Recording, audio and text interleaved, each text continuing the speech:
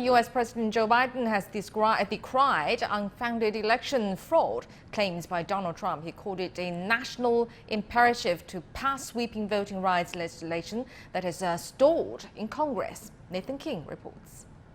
President of the United States. Philadelphia was ground zero in the battle over the 2020 election. Lies and falsehoods spread by the Trump campaign about voting in this city, Pittsburgh and elsewhere have helped drive Republican-backed legislation in dozens of states which restrict access to the polls and impose stricter rules for voter registration. Speaking in the city of brotherly love, President Biden called Republican efforts an assault on American democracy.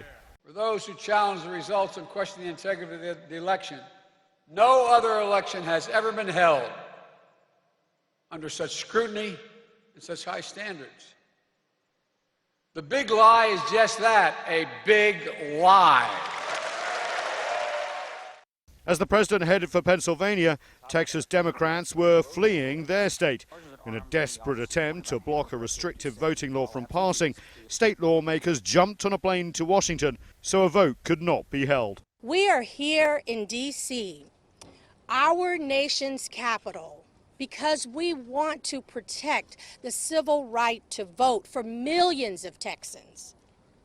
We were quite literally forced to move and leave the state of Texas. Voting restrictions have already passed in Georgia, Florida and other states. Meanwhile, attempts to uphold voting rights pushed by Democrats here in Washington at the federal level has stalled in the Senate. Biden's speech reflects the reality that in next year's midterm elections, Democrats could lose control of Congress. We're going to face another test in 2022, a new wave of unprecedented voter suppression and raw and sustained election subversion. We'll be asking my Republican friends in Congress and states and cities and counties to stand up for God's sake and help prevent this concerted effort to undermine our election and the sacred right to vote.